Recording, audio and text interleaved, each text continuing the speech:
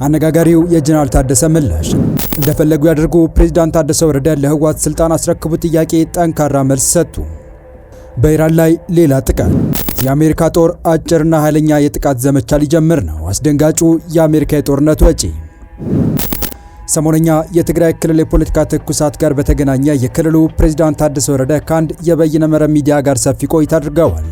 ስልጣናቸውን በሰላም ካላስረከቡ የሚል ዛቻ ከህወሓት ደረሳቸው። ፕሬዝዳንት ታደሰ ወረደ በቆይታቸው ስለ ህወሓት ማስጠንቀቂያ ምላሽ የሰጡ ሲሆን ስልጣናቸውን ለአንድ ተጨማሪ ዓመት ያራዘመላቸው የፌዴራል መንግስትንም ትግራይን መቅጣት እንዲያቆም አሳስበዋል። በዚህ ቆይታቸው በርካታ ጉዳዮችን የዳሰሱ ሲሆን የፌዴራል መንግስቱን ያሳሰቡበት ለህወሓት የሰጡት ምላሽና ሌሎችንም አክለን የምናስደምጣችሁ ይሆናል። በሌላ መረጃችን ደግሞ ትራምፕ ወደ ድርድር ጠረጴዛ አልመጣም ያለቻቸውን ኢራን ወደ ድርድር እንድትመለስ በሚል አጭርና ኃይለኛ ጥቃት ሊጀምሩ ስለመሆኑና ይህ ጥቃት ሊጀመር የታሰበው ደግሞ አሜሪካ በኢራን ጦርነት ያወጣችው ወጪ ይፋ በተደረገና መነጋገሪያ በሆነበት ወቅት መሆኑ አክለን ይዘን ተገኝተናል። ሰላም ውድ የሁሉ ዴይሊ ቤተሰቦች እንደምን አላችሁ? ቻናሉን ሰብስክራይብ፣ ላይክ፣ ሼር ያደረጋችሁ እስከ መረጃዎቻችን ፍጻሜ አብራችሁን ቆዩ። የትግራይ ጊዜያዊ አስተዳደር ፕሬዝዳንት ታደሰ ወረደ ትላንት ምሽት ሪዮት ከተሰኘ የበይነ መረብ ሚዲያ ጋር ቃለመጠይቅ አድርገዋል። በትግራይ ያለው አስጨናቂ ሁኔታ ከጊዜያዊ አስተዳደር ፕሬዝዳንት የስልጣን መራዘም አለመራዘም ወይም ነባሩ መንግስት ይመለስ አይመለስ ከሚለው ጥያቄ በላይ እንደሆነ የገለጹት ፕሬዝዳንቱ የጊዜ ሰሌዳ ግልጽ ሆኗል። በ23 የድሮ የካቢኔ አባላት ይመጣሉ፣ በ24 ይጨርሳሉ፣ ውሳኔ ይወስናሉ፣ በዛው በ24 የክልሉ ፕሬዝዳንት ይመረጣል ብለዋል። ስልጣናቸውን በሰላም ካላስረከቡ ችግር ይገጥማቸዋል በሚል ከህወሓት በኩል ጫና የበረታባቸው ጀነራል ታደሰ ወረደ ወቅታዊ ጉዳዮች ላይ ተጨማሪ ማብራሪያም ሰጥተዋል። ጀነራሉ ስልጣናቸውን እንዲያስረክቡ ከህወሓት በኩል ለቀረበላቸው ማሳሰቢያ በሰጡት ምላሽ እኔ የማስረክበው ነገር የለም፣ ይህ አጥፊ አካሄድ ተገቢ እንዳልሆነ እየገለጽኩ ነው፣ የለም በዛ መንገድ እንሄዳለን ካሉ ግን እንደፈለጉ ያድርጉ ብለዋል። ትግራይ ላይ እያንዣበበ ካለው አደጋ አንጻር የኔ በፕሬዝዳንትነት መቀጠል አጀንዳ አይደለም፣ የኔ ፍላጎት ይህ ህዝብ ከጊዜያዊ አስተዳደርነት ወጥቶ በመረጠው መንግስት ሲተዳደር ማየት ነው ሲሉም የጥፋት ጊዜ እየመጣ መሆኑን ጠቁመዋል። ጀነራሉ ምንም እንኳን ትግራይ ላይ የጥፋት አደጋ አንዣቧል ቢሉም ነገሮች ከቁጥጥር ውጭ ሆነዋል ብዬ ፌዴራል መንግስት ጣልቃ እንዲገባ ጥሪ አላቀርብም፣ ነገር ግን መብቱ አለኝ ብለዋል። ጀነራሉ በማብራሪያቸው የህወሓት አካሄድ ትግራይን የከፋ ችግር ውስጥ እንደሚያስገባ አስጠንቅቀዋል። የህወሓትን የቅድመ 2013 ዓ.ም ጦርነት በፊት ምክር ቤት መመለስ እንደማይቀበሉ የገለጹ ሲሆን ትግራይን ወደ ተሻለ ምዕራፍ ከማሸጋገር ይልቅ ወደ ጦርነት የሚወስድ የእብደት አካሄድ ትተን አጋጣሚውን ለመልካም ዕድል እንጠቀምበት ብለዋል።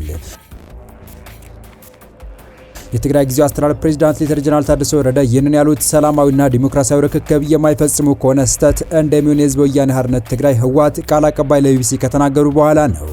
የህወሓት ቃል አቀባይ ሚካኤል አስግዶም የትግራይ ክልል ጊዜያዊ አስተዳደር እየፈረሰ በመሆኑ ከፌዴራል መንግስት ጋር ያለው የግንኙነት ገመድ መበጠሱን በትላንትናው ዕለት መግለጻቸው ይታወሳል። በዚህ ጉዳይ ጥያቄ የቀረበላቸው ጀነራል ታደሰ የባለፈው የጌታቸው ረዳ አስተዳደር ጊዜ ስህተት ፈጽሞ አይደገምም፣ በግሌ ከመቀለ ከትግራይ መውጣት ፈጽሞ አላስበውም ብለዋል።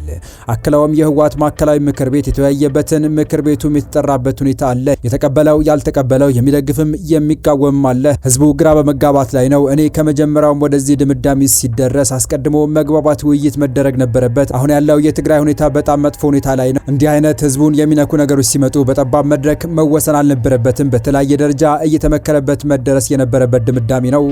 በጊዜው አስተዳደር ላይ ፍቅር የለም። ከመጀመሪያም በግዴታ ነው የተቀበልነው። ግን ካልተፈለገ ነባር ምክር ቤት ነው መመለስ ያለበት ወይስ ሌላ አማራጭ አለ የሚለው ለውይይት ክፍት መሆን ነበረበት። ህዝቡ የተለያየ ሀሳብ ነው ያለው ሲሉ ገልጸዋል። እኔ ማስረክበው ነገር የለም፣ መረካከብ የሚባል አርቲፊሻል ጨዋታ ውስጥ አልገባም።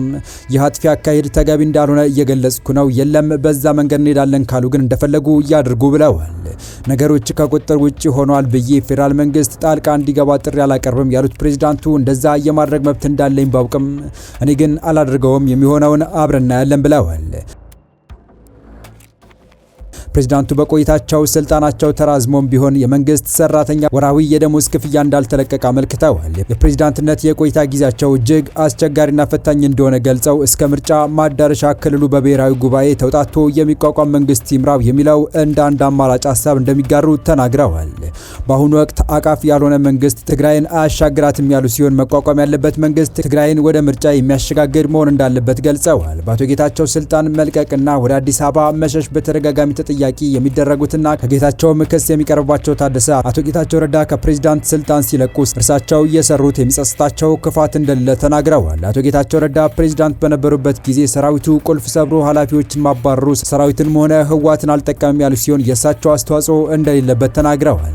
ሚያዝያ 20 2018 ዓ.ም የአሜሪካ ልዑካን ትግራይ መጥተው እሳቸውንና የህወሓት አመራሮችን አግኝተው እንዳነጋገሯቸው የገለጹት ጀነራል ታደሰ በአሁኑ ወቅት በትግራይም ሆነ በፌዴራል መንግስት የእርስ በርስ ጦርነት አያስፈልግም፣ ውጊያ ለትግራይ ብቻ ሳይሆን እንደ ሀገርም አይጠቅምም ሲሉ ተናግረዋል። የፌዴራል መንግስት ትግራይን በነዳጅና በበጀት በመልሶ ግንባታ መቅጣት ያቁም ያሉ ሲሆን ትግራይ ዛሬ መዋጋት አትችልም ማለት ነገ አትዋጋም ማለት አይደለም። ዋና ጉዳይ ዛሬ የሚሆን ነገ የእርስ በርስ ጦርነት እንዳንሰራራ መስራት ነው በማለት አክለዋል። አሁን ያለችው ትንሽ የሰላም ጭላንጭል የማስፋት የማስቀጠል የሁሉም ሚና ነው። ወደ ጦርነት የሚጋብዙ ምክንያቶች እንዲረግቡ የሁሉም ጥረት ወሳኝ ነው። በሁለቱም አካላት መረጋጋት ያስፈልጋል ሲሉ ገልጸዋል። ጨምረውም የትግራይ ህዝብ በጦርነት የሚፈታ ችግር እንደሌለ ያምናል። ቢሆንም ወደ ጦርነት የሚያስገቡ በቂ ምክንያቶች እንዲፈቱለት ይሻል ብለዋል። ይህ ሳይሆን ከቀረ ውሎ አድሮ የእርስ በርስ ጦርነት ከመቆስቆስ ይቀራል ማለት አይደለም ሲሉም ተናግረዋል። ፕሬዚዳንቱ በስልጣን ቢቀጥሉም ባይቀጥሉም በግላቸው ከመቀለ ትግራይ የመውጣት ሀሳብ እንደሌላቸው ማስረግጠው ተናግረዋል። በቀጣይ መረጃ የአሜሪካ ጦር ማዕከላዊ እዝ ኢራንን እንድትደራደር ጫና ለመፍጠር አጭርና ኃይለኛ የጥቃት ዘመቻ ለማካሄድ እቅድ ማዘጋጀቱን አክሲዮስ ዘግቧል። ትራምፕ ኢራን የባህር ላይ እገዳውን ለማንሳትና የሆርሙዝ ሰርጥን እንደገና ለመክፈት ያቀረበችውን ጥያቄ ውድቅ ማድረጉንና ኢራን የአሜሪካን ጥያቄዎችና የኒውክሌር ስምምነትን እስክትቀበል የባህር ኃይል እገዳው እንደሚቀጥል ለአክሲዮስ ተናግረዋል። ይህ መረጃ የወጣው ከ2 ወር በፊት ኢራን ላይ የተከፈተው ጦርነት እስካሁን አሜሪካን $25 ቢሊዮን እንዳስወጣት የዋሽንግተን መከላከያ መስሪያ ቤት ከፍተኛ ኃላፊ በተናገሩ ተመሳሳይ ሰዓት ነው። አሜሪካ በኢራን ጦርነት ምን ያህል ገንዘብ ወጪ እንዳደረገች በይፋ ሲገለጽ ይህ ለመጀመሪያ ጊዜ ነው። የአሜሪካ መከላከያ ሚኒስትር ፒት ሄግስት ከኢራን ጦርነት ወዲህ ለመጀመሪያ ጊዜ በቃለ መሐላ ስር ሆኖ በሰጡት 6 ሰዓት በቆየ የምክር ቤት ማብራሪያ ላይ ከዲሞክራቲክ ሕግ አውጪዎች ጋር ውዝግብ ውስጥ ገብተዋል። መከላከያ ሚኒስትሩ ትናንት ረቡዕ በተወካዮች ምክር ቤት የጦር አገልግሎት ኮሚቴ ፊት የቀረቡት ከአሜሪካ ጦር የጋራ ጦር አዛዥ ኃላፊ ጀነራል ዳንኬን እና ከመከላከያ መስሪያ ቤቱ የፋይናንስ ዋና ኃላፊ ጁሊስ ሄርትስ ጋር በመሆን ነው። ሄግስት ባደረጉት የመክፈቻ ንግግር የተጋፈጥነው ትልቁ ጠላት የዲሞክራቶችና የተወሰኑ ሪፐብሊካኖች የሽንፈት ቃላቶች ነው ብለዋል። የኮሚቴው አባል የሆኑ ዴሞክራት ሕግ አውጪዎች ከኢራን ጋር በሚደረገው ጦርነት የፌዴራል መንግስቱ ገንዘብ ጥቅም ላይ እየዋለ የሚገኝበት መንገድ ተችተዋል። ከመከላከያ መስሪያ ቤቱ የፋይናንስ ዋና ኃላፊ ሄርትስ ባደረጉት ንግግር እስካሁን ለጦርነቱ $25 ቢሊዮን ወጪ መደረጉን ተናግረዋል። ሄርትስ እንደገለጹት አብዛኛው ገንዘብ የወጣው ለተተኳሽና መሳሪያዎችን ለመተካት ነው። የወጪ ሙሉ ዝርዝር ከጊዜ በኋላ እንደሚቀርብ ለሕግ አውጪዎች ተናግረዋል። አሜሪካና ኢራን የሰላም ንግግር ለማድረግ ተኩስ አቁም ላይ ቢደርሱም ጦርነቱ በይፋ አልተቋጨም። በምክር ቤቱ ውሎ ዋነኛ መነጋገሪያ ከሆኑ ነጥቦች አንዱ ገንዘብ ነው። ዋይት ሀውስ የአሜሪካ የመከላከያ በጀት በ$1.5 ትሪሊዮን እንዲጨምር ለኮንግረስ ጥያቄ አቅርበዋል። ከሁለተኛው የዓለም ጦርነት ወዲህ የአሜሪካ ወታደራዊ ወጪ በዚህ ደረጃ ከፍ ሲል ይህ የመጀመሪያው ነው። መከላከያ ሚኒስትሩ ሄግስት የበጀት ጥያቄው ጊዜው የሚጠይቀውን አጣዳፊነት ያሳያል ሲሉ ለኮሚቴው ተናግረዋል። ጀነራል ኬን በበኩላቸው $1.5 ትሪሊዮን አሜሪካ በፍጥነት የሚያድግ ቴክኖሎጂ መታጠቅ እንድትችል የሚያግዝ ለወደፊት ደህንነት የሚውል ታሪካዊ ቅድመ ክፍያ ነው ብለዋል። የኮሚቴው አባላት የሆኑ ዲሞክራቶች የአሜሪካ ጦር ኢራን ላይ የሚያካሄደውን ዘመቻ ብዙውን ጊዜ የሚገልጹት ያለ ኮንግረስ ፍቃድ እንደተከፈተ የምርጫ ጦርነት ነው። የካሊፎርኒያው ዴሞክራቲክ ተወካይ ጆን ጋራሚንዲ ጦርነቱ በተመለከተ ከመጀመሪያው ዕለት አንስቶ የአሜሪካ ሕዝብን ስትዋሹ ነበር ሲሉ ባለስልጣናቱን ወቅሰዋል። ትራምፕ በሌላ የመከላከያው ምስራቅ ጦርነት አጣብቂኝ ውስጥ ገብተዋል ሲሉም ለሄግስት ተናግረዋል። የምክር ቤቱ አባሉ አስተያየት ግድ የለሽ ሲሉ የጠሩት ሄግስት በበኩላቸው ትራምፕ አጣብቂኝ ውስጥ ናቸው መባሉን አስተባብለዋል። ለትራምፕ ያለ ጥላቻ አውረዋል ሲሉም የምክር ቤት አባሉን ተናግረዋል። የኮሚቴው አባል የሆኑ አብዛኞቹ ሪፐብሊካኖች ከመከላከያ መስሪያ ቤቱ ጎን ቆመዋል። የኮንግረስ አባሉ ካርሎስ ጊሚንዝ ኢራን የህልውና ስጋት ናት ብለው እንደሚያምኑም ገልጸዋል። የተወደዳችሁ የቻናላችን ቤተሰቦች ለአሁኑ ለእናንተ ይመጥናሉ ብታደምጧቸው ታተርፉባችኋላችሁ ብለን የመረጥንላችሁ ዕለታዊ መረጃዎቻችን እስካሁን ያደመጣችኋቸው ነበሩ። በተመሳሳይ ሀገራዊና ቀጠናዊ ጉዳዮች እንዲሁም ዓለም አቀፋዊ የጂኦፖለቲካ ወታደራዊና አነጋጋሪ ክስተቶችን ለበለት ተከታትለን በትኩስ ይዘን እንደምንቀርብ እያሳወቅን ቻናሉ ቤተሰብ ካልናችሁ ሰብስክራይብ፣ ቪዲዮ ላይክ እና ሼር በማድረግ ተደራሽነታችን ታሰፉ ዘንድ አክብሮታዊ ግብዣችን ነው። አበቃን። ሰናይ ጊዜን ተመኘን።